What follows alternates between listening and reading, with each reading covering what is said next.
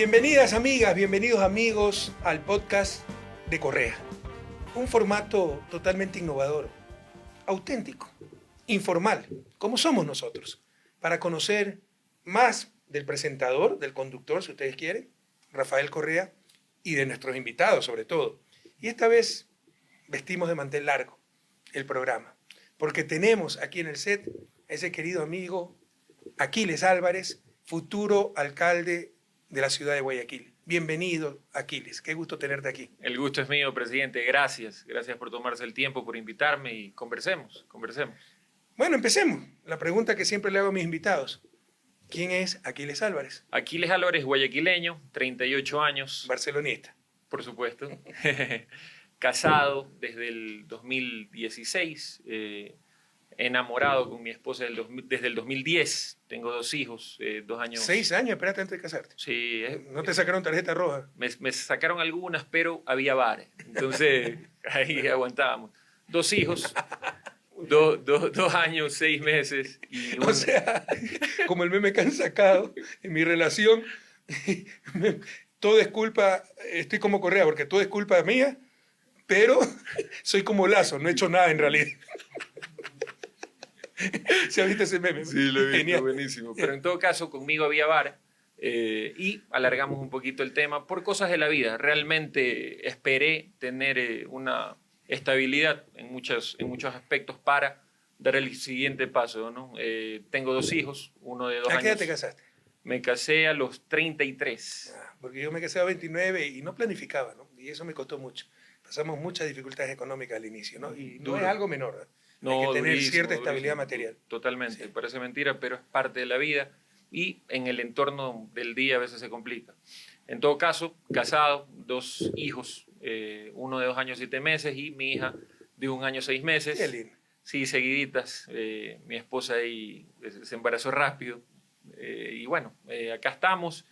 Emprendedor por naturaleza, crecí con el ejemplo de mi padre y de mi abuelo. Pero creo que tuviste una niñez y una adolescencia bastante dura, ¿no? Sí, una adolescencia más que todo dura. Mi abuelo trabajó desde muy chico, fue chofer de la Coca-Cola, después emprendiendo en la vida, comercializó café y cacao y después se encaminó en la comercialización de hidrocarburos. Pero tus padres se divorciaron cuando tú eras muy pequeño todavía, ¿no? Sí, mis padres se divorciaron en el 90, nosotros nos quedamos con mi papá. ¿Qué edad tenías tú? Yo tenía 6 años. Tu madre tuvo que emigrar. Mi madre se fue por el tema personal con mi padre, se casó con un cubano ciudadano americano en Estados Unidos. Tengo 2 ñaños más, allá somos en total 5. Ñaño, a los años que escucho esa palabra. Sí sabes lo que significa ñaño, ¿no? Bueno, Es quichua. Y en verdad es ñaña, es para las hermanas. Sí, bueno, somos 5 ñaños en total, soy el mayor de los 5, 3 de padre y madre, 2 de parte de madre.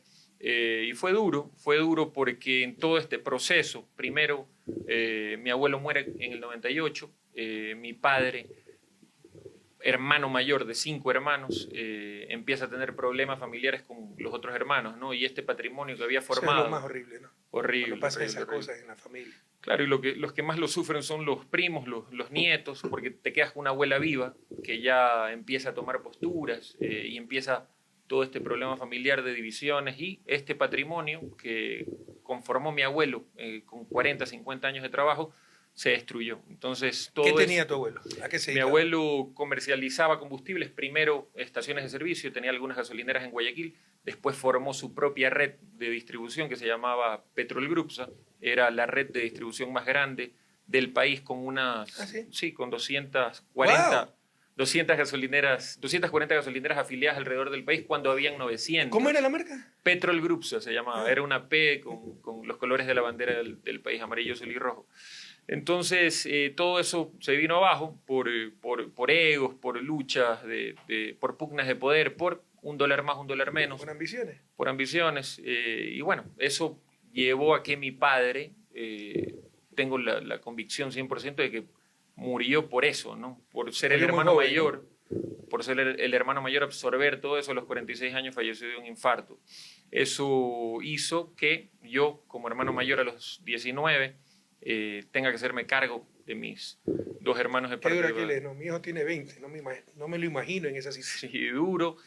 Fue durísimo y tocó ver cómo solucionar, ¿no? En ese momento ya con un patrimonio totalmente destruido, prácticamente en cenizas, la primera opción era ir donde mi madre, que era ya ciudadana americana y a nosotros nos había pedido y éramos residentes americanos. Entonces teníamos seguro social para trabajar en Estados Unidos, estudié un poquito, pero tenía tantos temas en la cabeza que me enfoqué en querer producir y trabajar. No me fue bien en Miami, en Estados Unidos, por eso yo siempre digo que más que el sueño americano es una pesadilla americana, ¿no? ¿Por qué? Porque, y yo por eso valoro mucho a los migrantes. Si bien es cierto... Los migrantes son mis héroes. Es increíble. Son mis héroes también. Son gente increíble. Porque yo migré, pero con todas las comodidades. Igual llegué a la casa de mi madre, donde no me faltaba la comida. Igual aún con todo eso, fue durísimo y no pude aguantar esa presión psicológica y regresé al país. Por eso los migrantes... ¿Pero qué pasó? Regresé porque dije, no, mi sitio es en Guayaquil, tengo que volver a Guayaquil. ¿A qué te dedicaste? ¿Qué hiciste en Miami fui, primero que nada, trabajé en un restaurante que se llama La Carreta, que es famoso, cubano.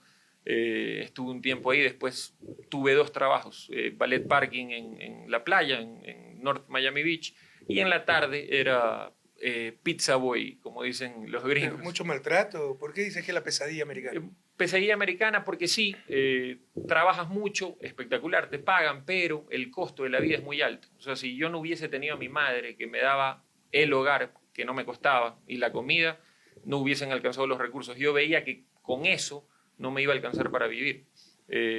Tuve que reinventarme, volver al país y me metí en la cabeza que tenía que volver a emprender en el mismo negocio que nos ¿A iba qué a edad comer. regresaste? Regresé ya a los 22. Pasaste 3 años. Pasé 3 años en Estados Unidos. Y mi espejo siempre fue emprender en lo que siempre nos dio de comer, con lo que yo crecí, ¿no? Comercialización de combustibles. Gracias a Dios pudimos recuperar uno que otro bien inmueble y nos capitalizamos para empezar de nuevo con estaciones de servicio. Empecé alquilando estaciones de servicio y después adquirí una y así poco a poco fuimos metiéndonos de nuevo al negocio, ¿no? Vida dura, pero lo que sembraste dio frutos, ¿no? Porque no me gusta la palabra exitoso. ¿Quién sabe quién es exitoso? ¿Quién Claro, sabe la vida? nadie puede medirlo. O sea, el éxito es ser feliz, tener una familia que te quiera. Pero bueno, eres un emprendedor que ha generado trabajo y que ahora, gracias a Dios, pues genera riqueza, ingresos para los demás y servicios para tu comunidad, para tu ciudad, para tu país. Gracias a Dios, creo que es una bendición. Para mí no hay nada más lindo que poder servir a alguien, que poder generar una plaza de trabajo. Y bueno, como usted dice, pagar los impuestos, ¿no? Hay que entender que pagando impuestos podemos tener un mejor país. El otro día veía una entrevista, no me acuerdo con quién, que usted decía cómo la gente paga más por seguridad privada cuando si pagas impuestos aminoras ese rubro en tu vida, ¿no? Es que es la torpeza, ¿no? El no ver más allá de sus propias narices. Menos impuestos, menos Estado, más inseguridad porque no hay policía, no hay nada. Y contrato, seguridad privada, que me cuesta mucho más y no relacionan causa con efecto. Y todos vivan peor, ¿no? Es el problema de ver la parte y no ver el todo. No se entiende que nuestras acciones acumuladas hacen perder a toda la comunidad y finalmente rebotan sobre nosotros mismos y el costo es mayor, ¿no? Totalmente. Es la diferencia entre la lógica individual y la lógica colectiva. Y esa lógica colectiva nos falta muchísimo. Y esa derecha tonta con ese liberalismo de Kermés nos trata de matar esa lógica comunitaria. No, el fin del lucro, el individualismo, solo ve tu propio bienestar. Mi bienestar es pagar menos impuestos. Pero pagando menos impuestos tengo menos servicios, entre de seguridad, y más tarde tengo que pagar mucho más por seguridad privada, que me da menos seguridad porque me cuida la casa, pero no me cuida la comunidad, ¿no? No me cuida a mis hijos cuando van a una fiesta en otro barrio y no relaciona esa causa con efecto. Totalmente. Y eso nosotros lo tenemos claro, tenemos esa visión. Y por todo lo que viví, por el ejemplo que tuve con mi padre y con mi abuelo, cuando el expresidente Alfredo Palacios lo puso de ministro de Economía, me empecé a conectar porque veía un ministro respetuoso, pero irreverente en el sentido de no aceptar las políticas impuestas por el FMI, que lo conté en mi documental.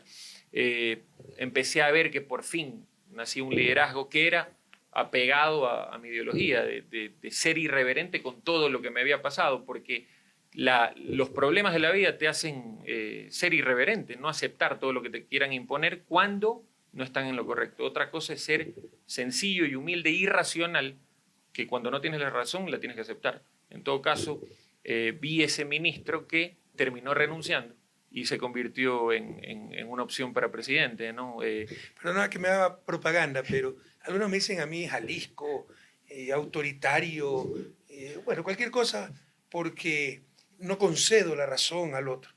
Yo vengo de la academia. Si el otro tiene razón, ni siquiera tenemos que discutir, se la voy a dar. Los que me conocen saben que cuando me equivoco, y es evidente que me equivoqué, ni siquiera hay que empezar a discutir, perdona, corrigamos. Pero cuando alguien no tiene la razón, por poderoso que se crea, por todo lo que haga, no se lo voy a dar nunca. Y ya es más fuerte que yo. Eso es ser mal político, porque todo el mundo se tiene que ceder a la fuerza. No, yo solo cederé a la razón. Y si alguien no tiene la razón, jamás se la daré. Jamás le he dado la razón a quien no la tiene. Y eso aparece muchas veces como prepotente, autoritario, alisco. No. Pero para ciertos grupos y para cierta prensa, pero la gente valoró eso. Como usted acaba de decir, enfrentarse con las fuerzas políticas de la época, con líderes que tenían una trayectoria importantísima en esa época, con ese famoso debate donde hay episodios de risa también, ¿no? Pero en todo caso, esa irreverencia y ese contexto me hace ver ciertas similitudes con el momentum que tiene Guayaquil, ¿no? Con lo que está pasando Guayaquil. Eran los líderes del fracaso, ¿no? Uno tiene que ser muy responsable en esto. Si fracasó, si no está capacitado, tiene que dar un paso al costado o nunca aceptar una responsabilidad para la cual no está preparada, ¿no? Nosotros hicimos muy bien el gobierno, ahí están. Ahí están los indicadores mundiales, de organismos internacionales. Son datos, no relatos, ¿no? Pero por odio esta gente ha querido destruir una época y ha destruido la patria. En todo caso, si no lo hubiéramos hecho bien, fue el primero en dar un paso al costado. Y esa gente había destruido el país. Acuérdate lo que era el país en el 2006. Y nuevamente aspirar a la presidencia, a los diferentes cargos, para mí es irresponsabilidad. Y que no olvide Guayaquil, el 2006 yo era el pelado, ¿no? No, que va a saber hacer las cosas y transformamos la patria. Ahora probablemente Aquiles Álvarez es el pelado, ¿no? Bueno, hagan la analogía con lo que pasó en el 2006.